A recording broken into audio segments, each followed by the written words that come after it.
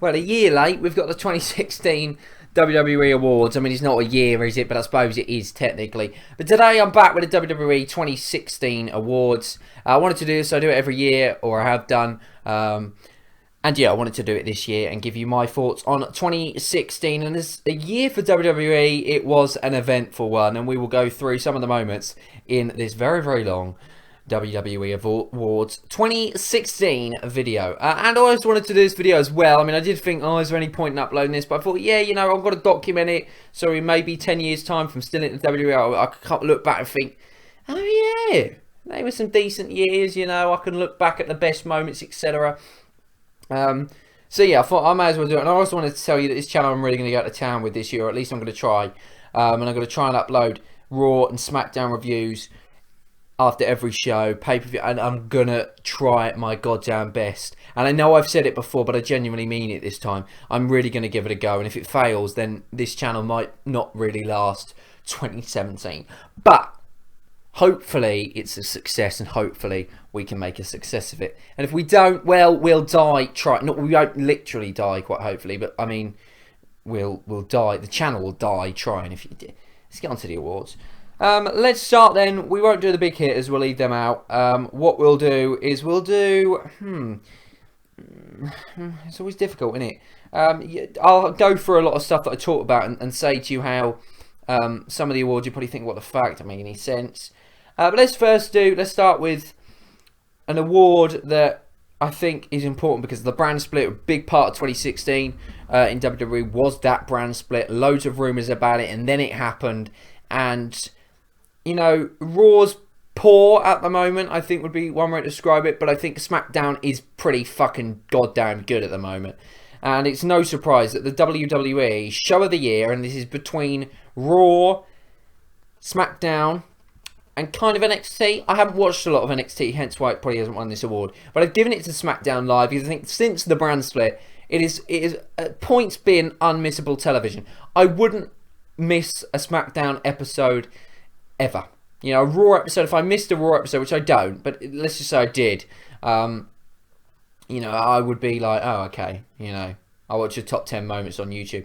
But if I miss a SmackDown episode, you know, I'm going out for, you know, I don't want to miss it. It's unmissable television. It's how Raw used to be. And Raw, there's stuff that they can do to get back to that status and to compete with Raw. A lot of it is not, with SmackDown, sorry. A lot of it is I think, involving the fact that the show's 3 hours. Now, I know they like the break thing. Now, what I would do, and I know a lot of people are probably going to think to themselves, Cameron, this is a bit stupid.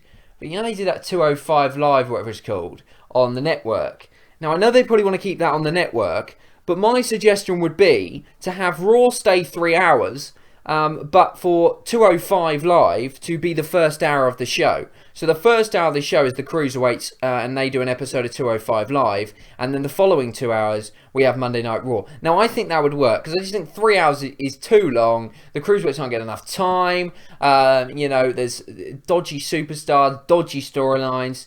But I think if it was 2 hours, it would mean that there's less room for error, if you see what I'm saying. And with WWE, the less room for error, the better. Because, well, I mean, they do manage to cock up the most simplest things. And on that note of cocking up things, let's go to my favourite award of the year, WWE's biggest wasted talents. Now, we got 3 honourable mentions here, and then we've got a winner. Now, some awards I've just got the winner, other ones I've got, you know, a few honourable mentions. But let's talk about the honourable mentions. I mean, the first one I've got here is Apollo Crews. When he made the switch over to SmackDown Live, I thought this is a really, really good thing for him. This could be, the brand split could be fantastic for him. He could really, really grow to be what he can be. But it hasn't happened. You know, he's incredible in the ring. Mic work and character work maybe not there, and that might be the thing holding him back. But he's still a top talent, and I do look forward to Apollo Crews' matches, and I'd love to see him used more effectively on SmackDown. I think you look at SmackDown, and although it's been a fantastic show since the brand split, I think Apollo Crews would be that one big thing that you look at and you say to yourself, that's something SmackDown Live could have dealt with a lot better. And I know it's difficult, but you can't surely waste a talent as talented as Apollo Crews. That's why he's an honourable mention. Now, for me, how do you solve the solution? Because I don't just like saying, oh, well, you didn't do that. How do you change it? Well, I don't know. That's not my place. Well, I'm going to say how you give a solution. Because if you in my opinion, if you highlight a problem, you got to give it a solution. Otherwise, what's the point in highlighting a problem? You know, it's like feminists. They highlight, well, actually, they highlight imaginary problems, but you know, that's a topic for another day. But yeah, for me, I think Apollo Crews has got to have a heel turn. I think a heel turn for Apollo Crews, a nastier side. We've seen how well it's worked for Neville recently. I think that would be really, really successful for Apollo Crews. Give him a mean, heelish way, and I think he could propel himself right up Intercontinental Championship level and possibly even main event scene. I think he's got that talent to be able to be a main event caliber superstar. And a lot of the time when you see a face become a heel, and they're not necessarily great at promos, when they become a heel, they improve on the mic fantastically. Seen it so many times before in wrestling, and I can see it happening here with Apollo Crews. I'm not going to say he's going to be the next Paul Heyman, but he could come on leaps and bounds on the mic. And look, Styles this year has proved that is possible. You know, Styles wasn't great on the mic, you know, never had been, but I think now Styles is one of the best talkers in WWE. And that's developed over about the 11 months that he's been in WWE. So that just goes to show. Moving on to the next wasted talent, Rusev. Now, he was United States Champion this year, but ultimately I still think Rusev, and it has been for the past couple of years, one of the biggest wasted talents. Ever since really John Cena beat him at WrestleMania, at WrestleMania 31, he's just been terrible since. And it's a shame because he needs to be beating people up.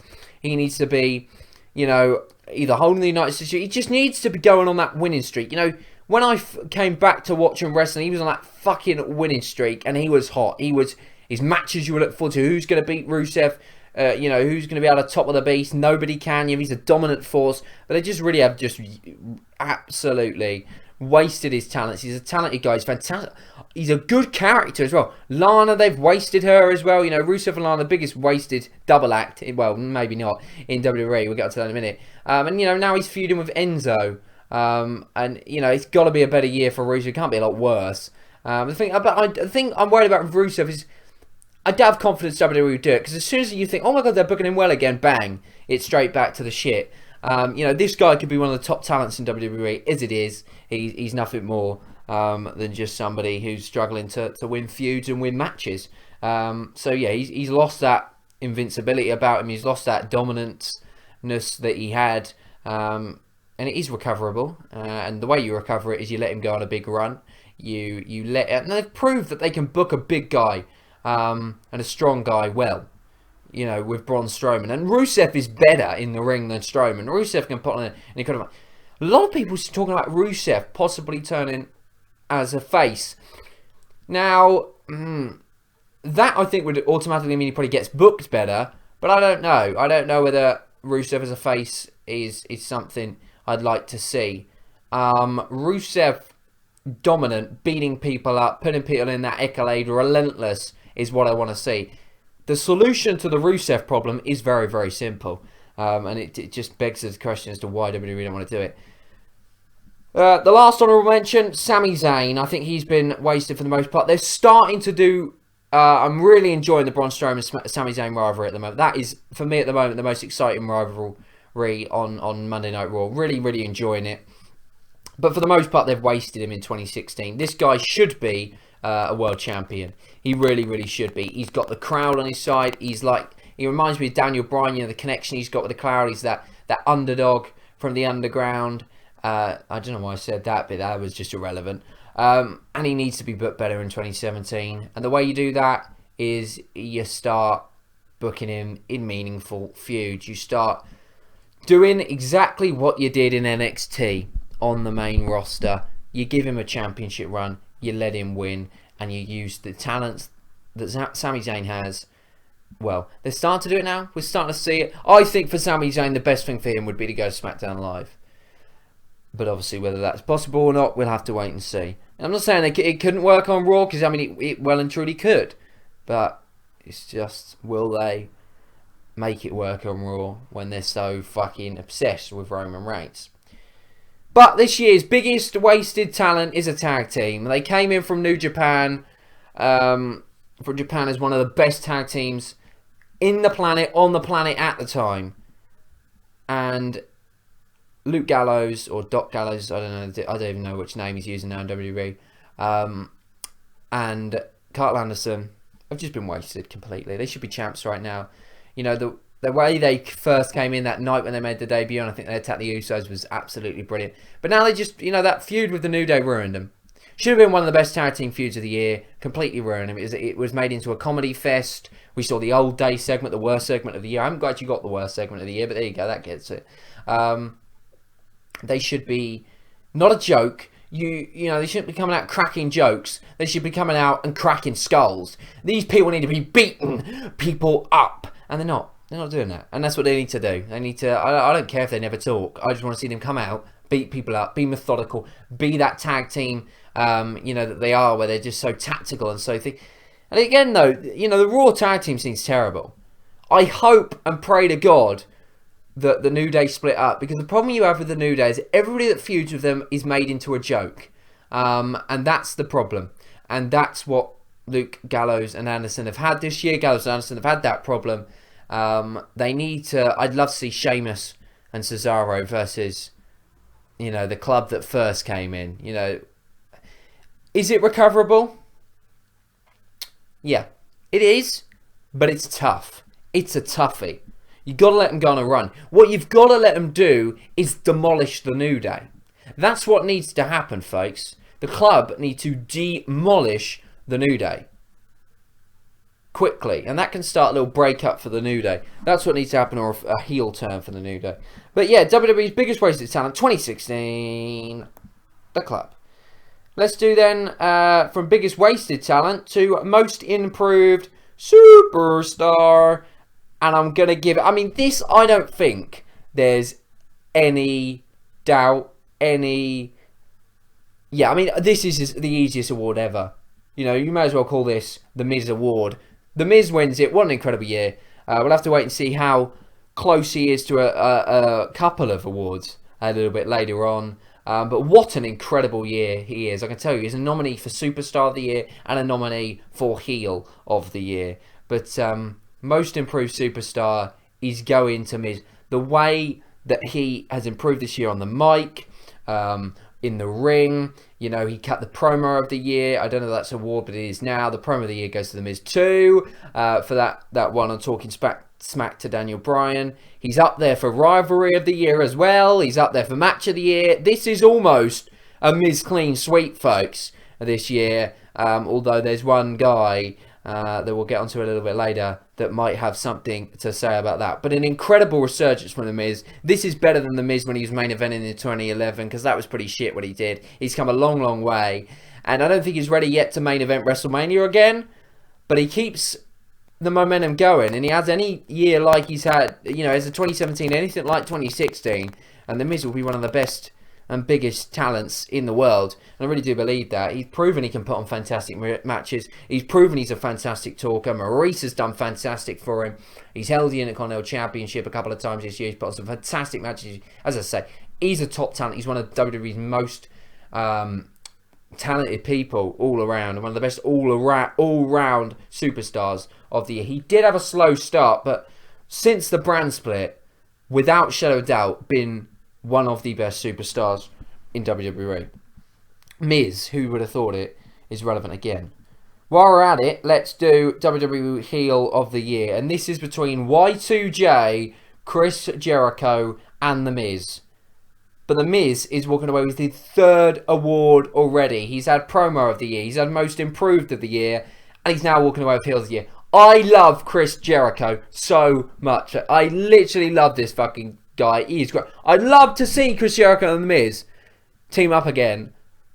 Oh my god, that tag team would just be amazing at the moment. Can you just imagine these two on the street that they're on? At the same time, I want to keep them apart because they're doing so fantastic on their own. Jericho's just so entertaining. And I think, though, from heel perspective, is The Miz. He is he can garner heat so well, so organically.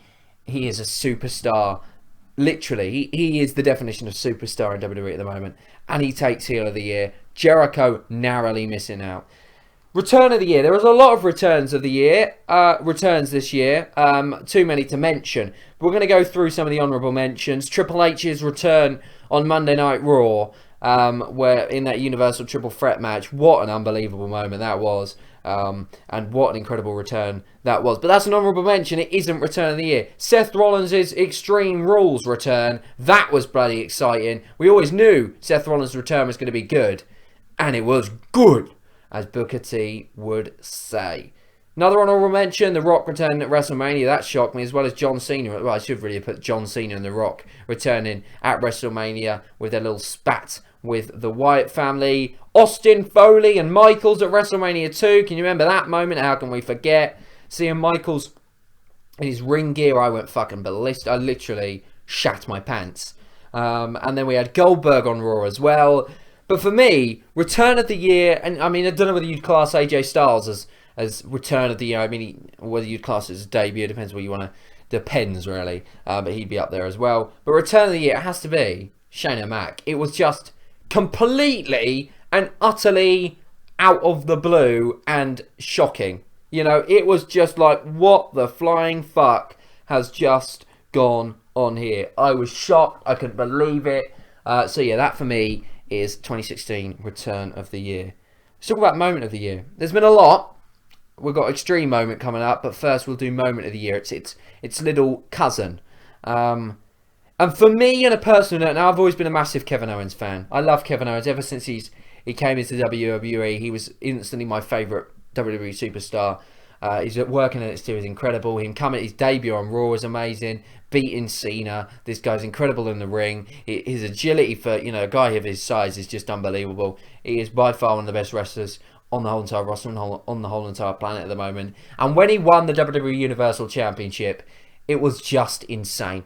That moment alone would have been up there. If you just take it and he did just won normally, that would have been up there as Moment of the Year anyway. But the fact that Triple H returned, he screwed Reigns and then Seth Rollins, that was just an incredible moment and by far Moment of the Year. And that was one of the best episodes of Raw this year, up there with the one when Finn Balor won 2 times in a night. What an incredible show. And what an incredible... Well, I suppose it wasn't the greatest show, but the ending just stole the show. It was a great match as well. And that was my Moment of the Year for 2016. And if you want to get involved in this awards, I'll leave a template of all the awards down in the comment section below so you guys can get involved and do your Moment of the Year. Let's talk about most extreme moment of the year, and we'll do it quickly. It's obvious. It's Shane O'Mac at WrestleMania 32 when he came off the top of the Hell in the Cell. That was extreme. That was holy shit. There's no contenders. Shane O'Mac with his first award. Oh no, it's not. It's his second award, isn't it? Of the year. Make it 3. WWE Worst Feud of the Year. The Undertaker, Shane McMahon. From everything really. I mean, it just didn't make sense. I still have no reason. I have no idea why The Undertaker fought Shane McMahon at WrestleMania. Shane lost and now he's in control of SmackDown. I don't mind that he's in control of SmackDown, but the storyline doesn't make sense, if you see what I'm saying. There was no explanation as to why they were fighting. There was no explanation as to why McMahon was now best friends with The Undertaker. There was no explanation as to why when Shane McMahon lost, he then... was in charge of Raw the next night. The match was pretty terrible, bar the couple of spots. So yeah, and I think that's it. When you put it all together, it's the worst rivalry of the year. And I think that's the thing with feuds of the year. Good matches can make a bad feud a decent feud. A good story, but a couple of clunky average matches can make a decent story. But if both things are terrible, it's a terrible feud. And if both things are on point, it's one of the best feuds of the year. Let's do that right now then, shall we? Let's do Best Feud of the Year then. Or Rivalry of the Year. So WWE Rivalry of the Year, honourable mentions. Roman Reigns versus AJ Styles. So, I mean, solely for the matches they produced, it was an incredible feud. But I enjoyed the story to it as well. Kevin Owens, Sami Zayn, that rivalry sort of came to an end this year, although you can see it being reignited at any point. That was a fantastic feud. And this is literally going up in order. So we're now on to 3rd place for Feud of the Year. Charlotte and Sasha Banks. They put together a lot of good matches, and it was one of the best women's feud we've seen, but it wasn't Feud of the Year for me, or Rivalry of the Year, just because the hot potato with the championship. There were some very, very good matches, but as I say, the hot potato with the championship, for me, I'd have liked to have seen a lot less switch and swaps with the title. I know why, because they want to make the Divas have 3-4-time Diva champion. I get that, but you know, it did affect the rivalry a little bit. Then we got Dolph Ziggler versus Miz. This is narrowly missing out on top spot. I nearly gave it to this. I nearly gave them Rivalry of the Year and Miz's 4th award of the evening so far. But I just couldn't not give it to AJ Styles versus John Cena. It's a dream match. And we've seen a lot of dream matches this year. Styles, Cena. Yeah, I've run out. Goldberg, Lesnar. Lesnar, Ambrose, although it was poor. You know, we have seen some real dream matches this year. Who did Undertaker face? Undertaker, Shane. That was another dream match. Again, it wasn't the greatest. You know, and some of those matches fell flat on their face. Styles, Cena did not. The feud was fantastic. The build-up was fantastic. The matches were superb. And the great thing is it's continuing into 2017 in the Royal Rumble. Styles, John Cena, Feud of the Year. And Styles and Cena picking up their first awards of the year. Cena was Superstar of the Year, I believe, last year. At least I think I gave him Superstar of the Year. If I didn't, then I don't know who I was kidding. Now what? We've got Rivalry of the Year. Let's do a few more of these things. And let's do the worst pay-per-view of the year. It's a clash between Fastlane and Clash of Champions. Worst pay-per-view of the year for me was Fastlane. Clash of Champions, I can't even remember what happened. So that's probably why it hasn't won this award. But Fastlane was terrible. And I don't really want to depress myself and talk about it too much. While we're on worst, let's do worst women of the year. I put worst Diva. Whoops, my mistake. Worst woman of the year. I have to go to a Diva. Dana Brooke. She's improved, but she's still below par. I mean, Eva Marie's an honourable mention here. I could have given it to her. But because Dana was on telly a little bit more, I thought I've got to give it to Dana. Can it be turned around? Possibly. But I don't know. She had a terrible year. Her matches were boring. You know, that pay-per-view match against Bayley was terrible. I mean, yeah, it's not been a good year for Charlotte's psychic Dana Brooke, and hopefully it can improve in 2016. What about the worst Superstar of the Year? So the worst male Superstar of the Year. I put kind of 2 tag teams here, so I suppose I don't really know what I'm doing. Shining Stars and Gold Truth, they're honourable mentions. But the person, worst Superstar of the Year, Titus O'Neil. What a terrible year he's had. I used to think he was going to be a big thing. I used to think, you know, he could be a world champion. You know, but no, I was wrong. He's not particularly great in the ring. Terrible on the mic. Character's horrific. He's just shit, really, isn't he?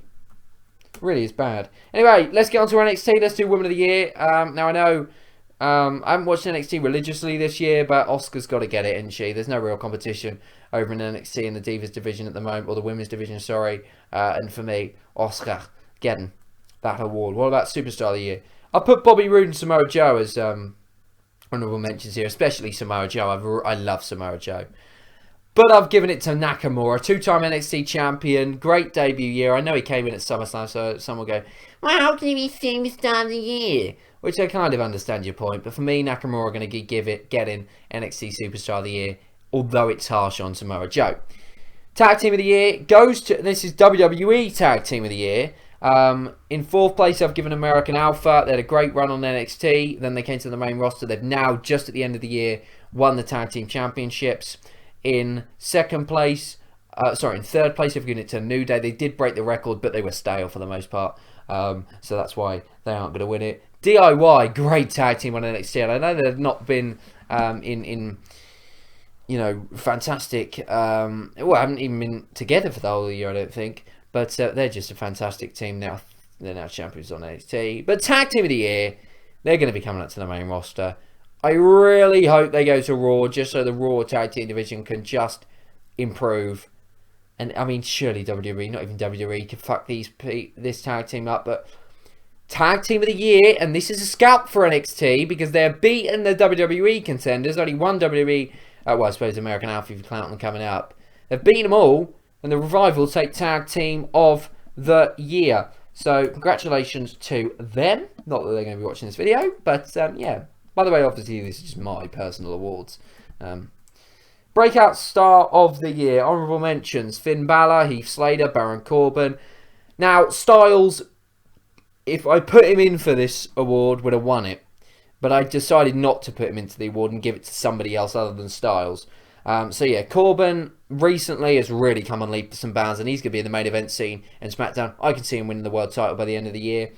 Slater, what an incredible, wasn't drafted, but since then was fantastic. That storyline was another great storyline by SmackDown, earning the contract, then teaming up with Rhino, then winning the Tag Team Championships. I know they've dropped him now, and they're now on a bit of a downward spiral. But, for him, he had a fantastic little run, and even if it's the only run he gets in WWE, it will be, a successful one. And Finn Balor, I know it could have been so much more. He should have won this award. It all went wrong with the injury. He'll be back in 2017. Fingers crossed the Royal Rumble.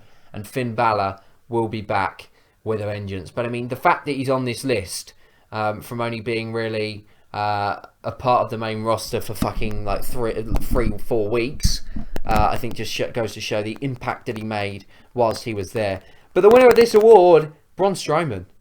Recently, he's been booked like a monster, and he's been a breakout star. And I know a lot of people will disagree with me with that, but I'm going to stick by it, and I'm going to say Braun Strowman's impressed me. They brought him up too quickly, but this year, and since the brand split, they've dealt with him and booked him fantastically. Congratulations, WWE, for finally booking a talent well. Shame you can't do it with other people. What about pay-per-view of the year? This one was impossible. Backlash, Royal Rumble, Survivor Series, honourable mentions. Survivor Series and Royal Rumble was so close to winning it, but I've given it to Battleground. I think that was a really good pay-per-view. That was just after the brand split, but it had matches prior to the brand split, if that makes sense. I thought it was a really, really good show. We saw Wyatt's versus New Day. We saw Cena versus Styles. We saw Zayn versus... did we see Cena versus Styles? I think we did. I'm sure we saw Cena versus Styles. We saw Zayn versus Kevin Owens. Was it Shield Triple Threat at Battleground? We saw that was a really, really good show. And for me, pay-per-view of the year, just. Now on to the big ones then. We've got 3 left. We've got Woman of the Year. Oh, no, we're not. We've got 4 left.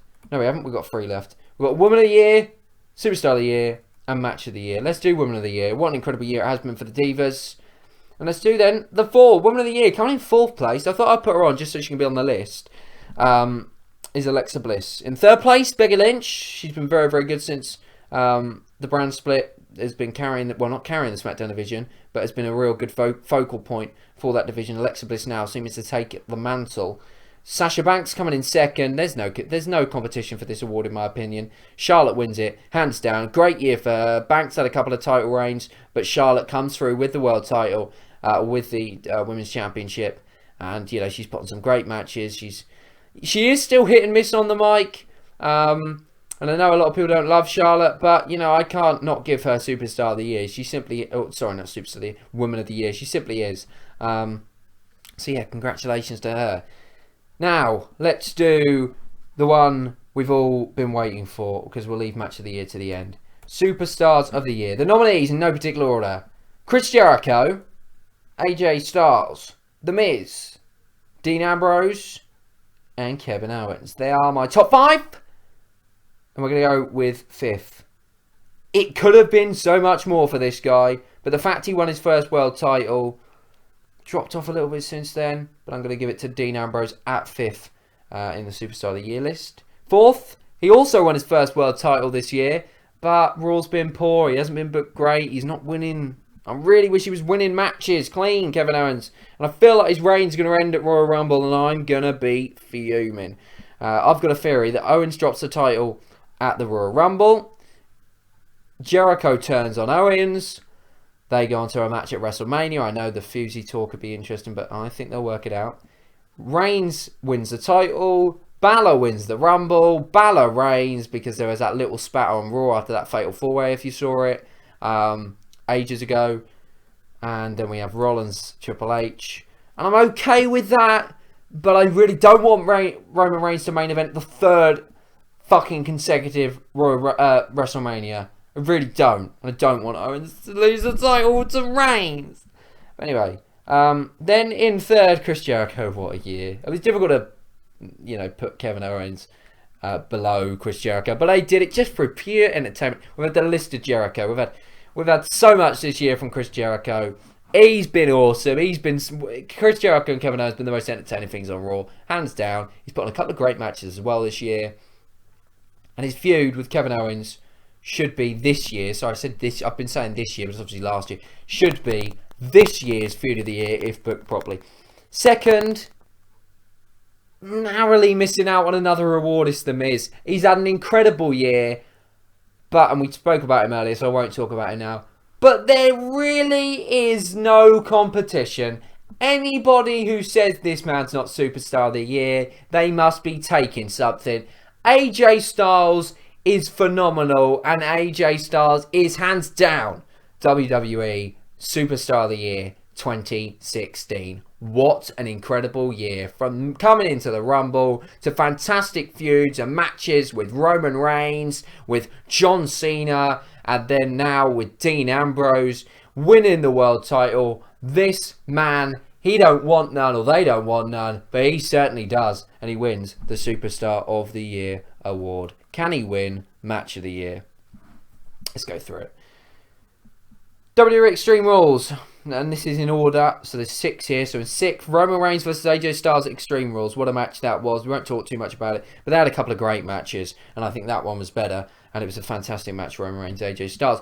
WWE No Mercy, I'm begging you for mercy, and so was Dolph Ziggler's career. He won it. It was title versus career. It was a fantastic match, and one of the best feuds of the year, had one of the best matches of the year, and that's like a growing trend. You know, Roman Reigns, AJ Styles, they were in Rivalry of the Year. Ziggler and Miz were in Rivalry of the Year. 4th place Feud of the Year, or 4th place Match of the Year, was also in Rivalry of the Year as a nomination.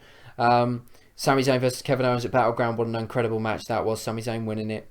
Then we've got NXT TakeOver Toronto. We've got DIY versus the Revival. 2 out of 3 falls tag match. The best tag match of the year.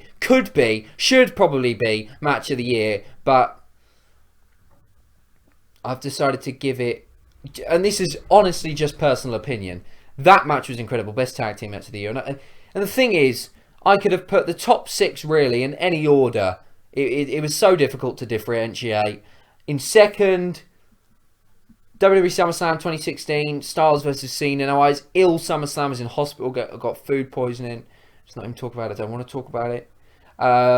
So, I didn't get to see it at the time, but then I went and watched it, and I've watched it again. So that's probably why it doesn't take top spot. But for me personally, my personal match of the year, the one I fucking loved, was a couple of days before I poisoned myself. NXT TakeOver Dallas, Shinsuke Nakamura versus Sami Zayn. The storytelling in that match, seeing Nakamura in a WWE ring, seeing his style not changing, seeing the baby face, Sami Zayn working his tricks. It for me was 2016's, ow, my leg just clicked, Match of the Year. So let's run through the awards. Match of the Year, NXT TakeOver Dallas, Shinsuke Nakamura versus Sami Zayn. Superstar of the Year, AJ Styles. Women of the Year, Charlotte. Rivalry of the Year, Styles versus Cena. Pay-Per-View of the Year, Battleground. Breakout Star of the Year, Braun Strowman. Tag Team of the Year, The Revival. NXT Superstar of the Year, Nakamura. Worst Superstar of the Year, Titus O'Neil. Worst Woman of the Year, Dana Brooke. NXT Woman of the Year, Asuka. Worst pay-per-view of the year, Fastlane. Worst feud of the year, The Undertaker versus Shane McMahon. Most extreme moment, Shane McMahon WrestleMania versus The Undertaker when he jumped up the Hell in a Cell. Moment of the year, Triple H returning on Raw, screwing Reigns, screwing Seth Rollins and Kevin Owens becoming champion. Return of the year, Shane O'Mac on Monday Night Raw. Heel of the year, The Miz. Biggest wasted talent of the year, The Club, or Anderson and Gallows. Most improved superstar, The Miz. And WWE Show of the Year, SmackDown. 2016's in the history books. 2017's here. The Royal Rumble is fast approaching, and the videos on this channel are gonna pick up. Thanks for watching. I'll see you next time. Goodbye.